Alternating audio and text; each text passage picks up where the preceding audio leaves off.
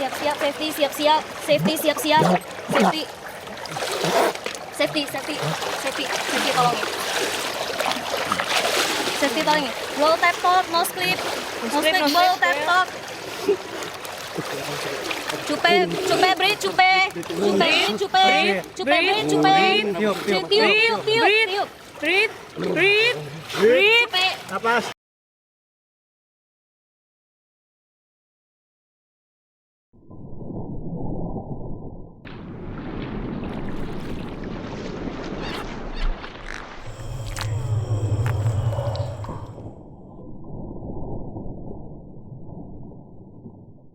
Hai teman-teman, balik lagi bersama saya Hendra Iransa di channel Melanesia Freedive.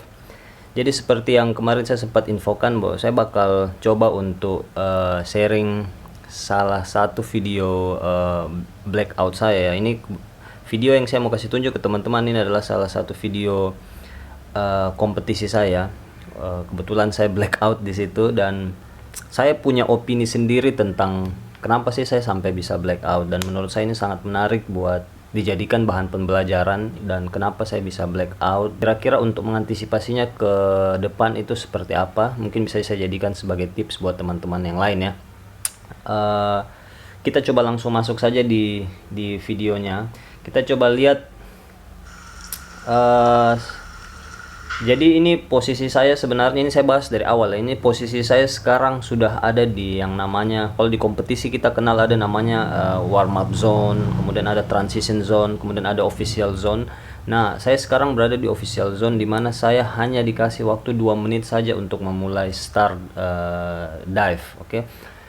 Kalian bisa lihat di samping kiri saya ini ada satu zona, ini transition zone. Ini biasanya zona transit antara warm up zone di sebelah sana dan si official zone di sini. Jadi di sini relatif biasanya orang sudah bisa lebih relax, tenang setelah mereka warm up di zona sebelahnya.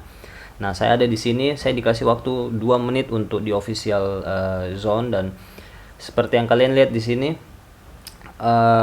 saya menggunakan pemberat di leher ini sekitar 3 kilo. Kemudian di pinggul ini saya pakai setengah kilo. Ini untuk menyeimbangkan wetsuit saya yang tebal. Ini saya pakai wetsuit Elios 3 mm, tapi dia yang long john.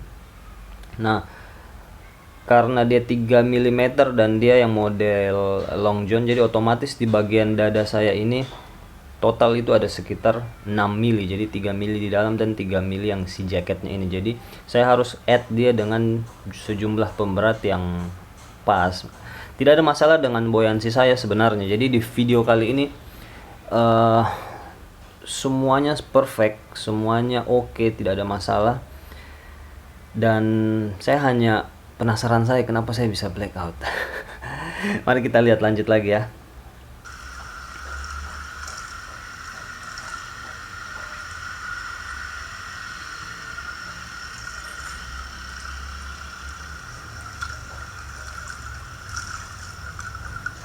Relax. Oke, jadi betul-betul relax. Oke, kalian dengar 30 second. Jadi saya hanya punya waktu tinggal 30 detik lagi untuk memulai dive.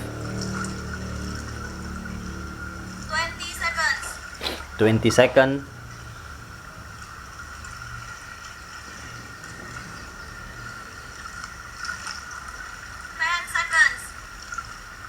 10 second guys. Ini jantung udah mulai pam pam pam pam pam pam.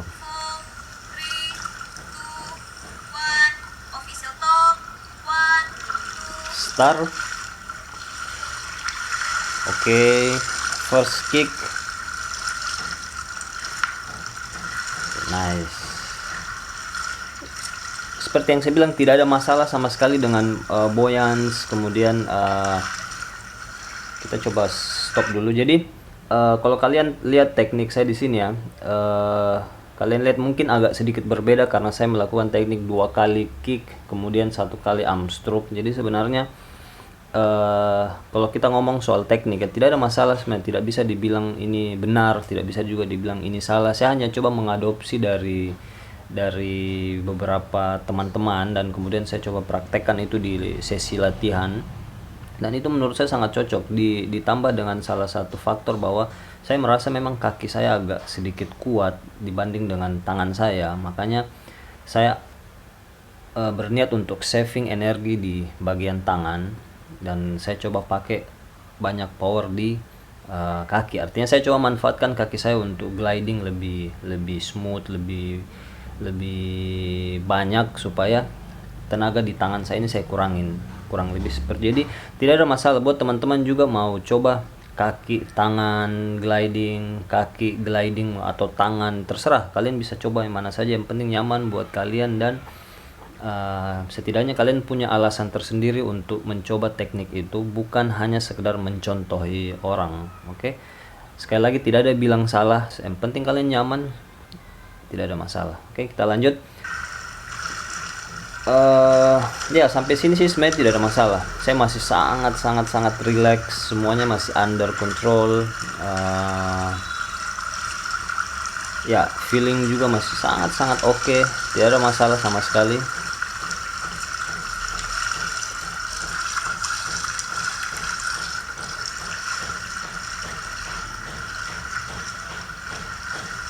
Nice. Oke, ini kolamnya ini panjangnya kurang lebih sekitar 50 meter. Oke, ini di kolam SPH di Jakarta ya.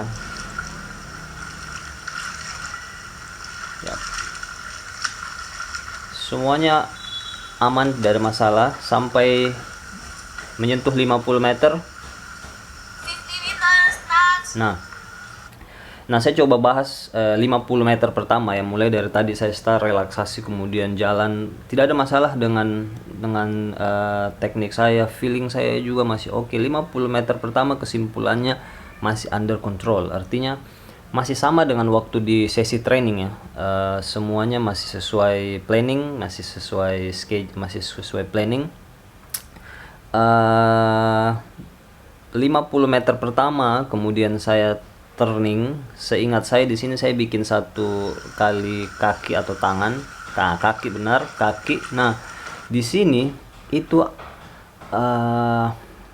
apa ya? Seperti yang saya selalu kasih saran sama teman-teman, jangan coba untuk main-main dengan kontraksi, atau kalau kalian tidak punya perhitungan yang tepat, jangan coba untuk bermain dengan kontraksi, karena momen antara blackout dan sadar itu momennya tipis banget. Artinya bisa jadi kalian tidak sadar sebenarnya kalian sudah blackout, tapi sebenarnya kalian sudah blackout, dan karena tidak ada rasa sakit sama sekali, kemudian malah divingnya kita semakin lebih nyaman, itu yang membuat kita susah untuk membedakan bahwa kita ini sudah blackout dan tidak. Tapi kalau melihat dari dive saya yang ini, kita coba analisis bahwa tidak ada masalah sebenarnya, cuman seingat saya memang setelah turning 50 meter itu saya masih ingat dengan jelas kicking kaki pertama kali saya itu, saya masih ingat jelas. Kemudian saya coba bantu dengan tangan sekali lagi. Oke. Nah, ini saya masih jelas, setelah tangan itu asli saya blank. Artinya di kepala saya ini saya masih sementara swimming, saya masih sementara berenang dengan sangat sempurna, dengan maksudnya masih sesuai dengan skenario, masih sesuai dengan planning saya. Tapi di realitanya tanda-tanda orang blackout itu sudah mulai muncul, seperti speed saya mulai meningkat, kemudian teknik saya mulai berubah. Kita coba lihat kembali di video yang tadi kick tangan, ini mulai kick.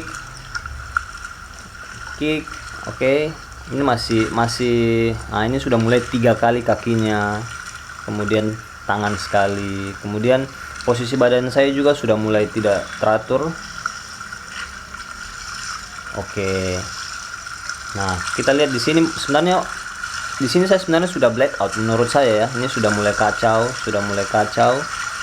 Oke, kita coba ulang sekali lagi, mulai dari first setelah 50 meter pertama. Oke, push. Kemudian saya coba kick sekali lagi. Kemudian saya coba arm stroke. Everything looks good. Cuman feeling saya memang kayaknya saya sudah mulai hilang di sini. Entah kenapa, saya nggak tahu. Sebentar saya coba kasih opini saya. Oke.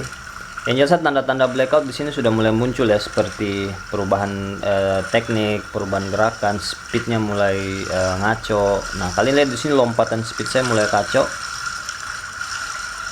Tekniknya juga sudah mulai nggak benar. Kemudian yang paling memastikan orang blackout itu adalah pada saat saya ngeluarin bubble. Oke, let's lihat bubble itu sebenarnya muncul ketika seorang divernya itu sementara dalam kondisi memang kontraksi yang berlebih, kemudian mereka dalam kondisi seperti,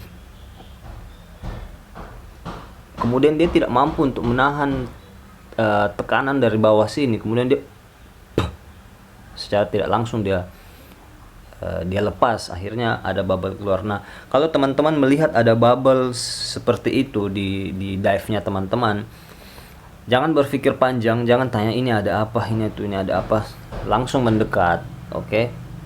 Karena salah satu ciri-ciri orang blackout itu adalah dia escaping bubbles, escaping air, jadi dia bikin bubble, bukan bubble ring ya, tapi bubble yang keluar secara tidak sengaja dari mulutnya dia, ditambah dengan ekspresi wajah yang memang seperti orang kesakitan, atau biasanya ada yang matanya melotot seperti ini, ada malah yang mukanya santai, tapi dia biasanya seperti itu. Kalau blackout underwater cenderung dia seperti menahan sesuatu kayak begitu, dan mereka tidak sadar. Oke, kita lanjut di video. Setelah bubble tadi saya naik, setelah naik ke permukaan saya nggak mampu untuk menahan, akhirnya saya ditumbang. Oke. Ya, prosedur blackout di kompetisi mereka jalankan dengan sangat baik. Oke.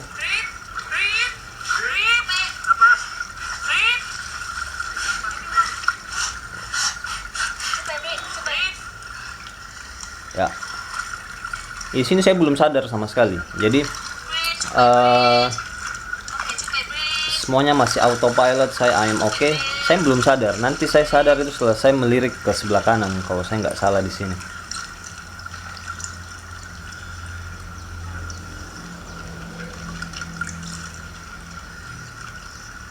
Nah, di sini perasaan saya, di sinilah baru saya betul-betul sadar dan dapat kartu merah karena memang disqualified, blackout. Baru saya sadar bahwa oh, saya blackout.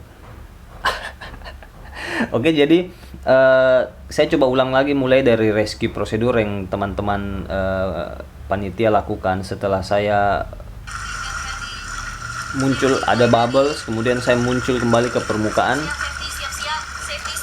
naik, saya nggak mampu menahan badan saya. Bayangin kalau di situ tadi tidak ada orang sama sekali, kalau tidak ada body sama sekali atau tidak ada yang lihat, saya bisa langsung jatuh dan tenggelam. Akibatnya bisa sangat fatal. Oke, jadi kenapa kita selalu menyarankan untuk never free dive alone, jangan menyelam sendiri kalau bisa ada sama body yang tentunya qualified, karena minimal body itu bisa dengan tenang dia tahu apa yang harus dia lakukan. Oke, bayangin kalau misalnya di sini tidak ada body yang qualified, saya lewat. Resikonya seperti itu, makanya kenapa dibilang free diving ya cukup ekstrim, sangat ekstrim. Tapi kalau kita tahu aturan mainnya seperti ini ya, semua orang tahu aturan mainnya di kompetisi, semua orang tahu aturan mainnya. Alhamdulillah saya masih bisa hidup sampai sekarang. Oke. Naik, prosedurnya dijalankan dengan baik, blow tap talk. Cuman mungkin si safety divernya agak sedikit panik mungkin, karena ini real situation.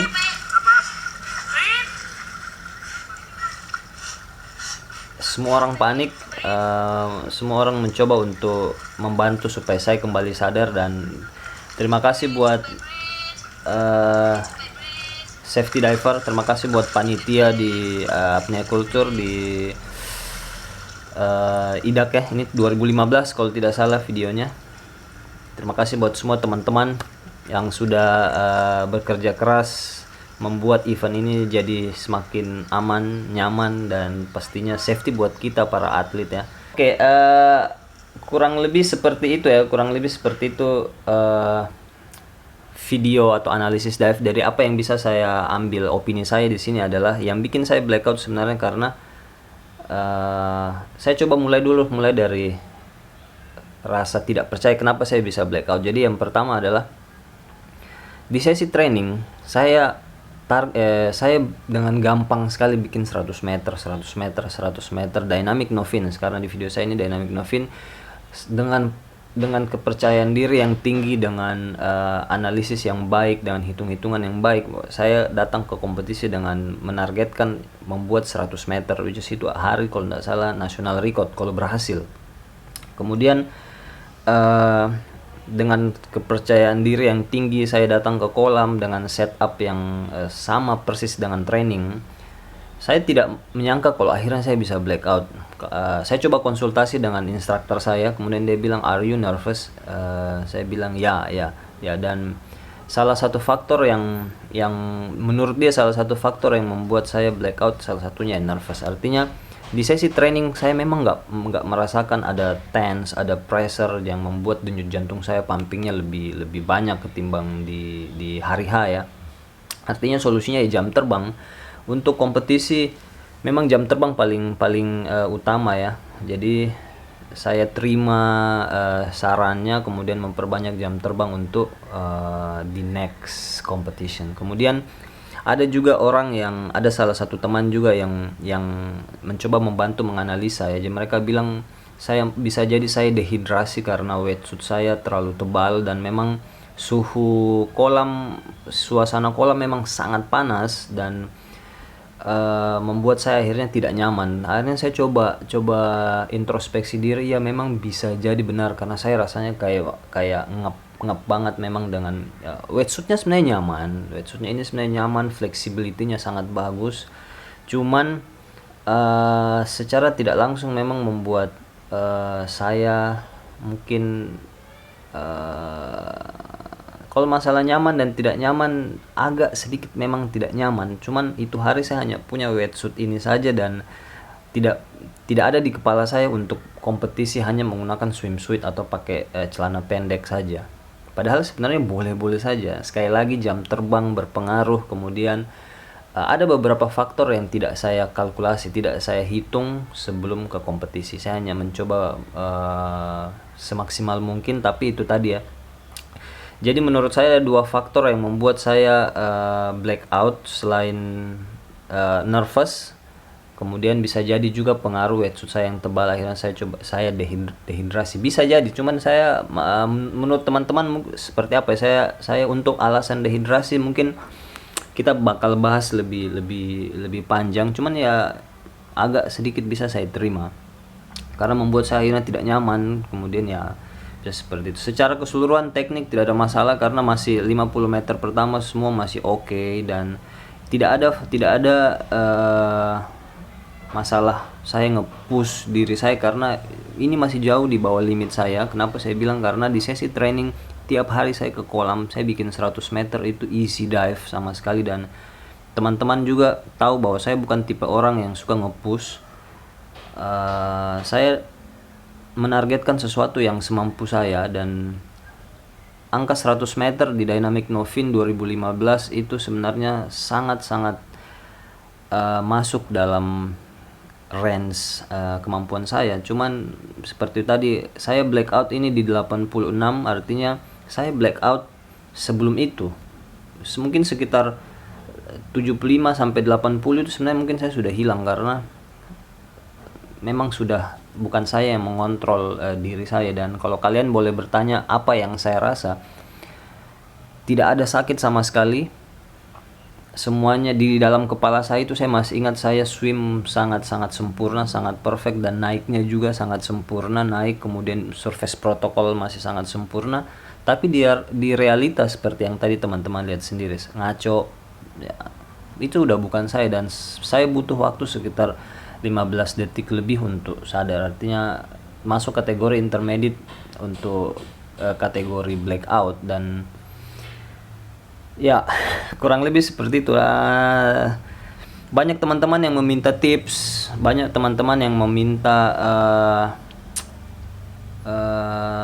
ya sebagai bahan analisa, ya kurang lebih seperti itu. Jadi tips yang paling bagus menurut saya adalah kenyamanan selalu nomor satu. Kemudian yang kedua,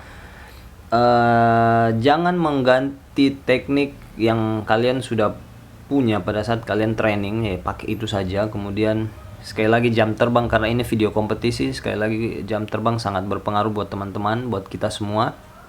Kemudian kalian bisa bayangkan kalau tadi tidak ada body, just it.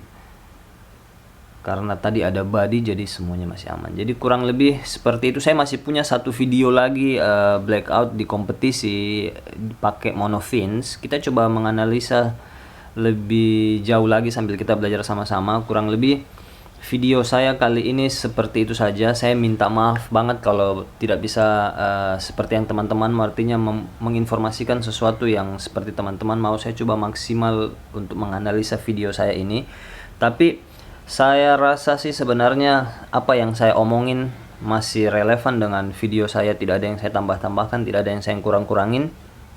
Mungkin di video yang lain kita bisa membahas sesuatu yang berbeda, atau mungkin teman-teman punya video blackout, teman-teman punya video sendiri, footage sendiri yang pernah mengalami blackout. Kalian bisa kirim ke saya, nanti saya coba bahas dan kita bisa bahas sama-sama, belajar sama-sama. Oke? Kurang lebih begitu video kali ini. Hendra Iriansa pamit. Jangan lupa kalau teman-teman suka video ini, kalian boleh subscribe channel Melanesia Free Dive, kasih saya like, dan kalian boleh share ke teman-teman kalian semua yang lain. Oke, sampai jumpa di video selanjutnya. Hendra Iriansa pamit. Bye-bye.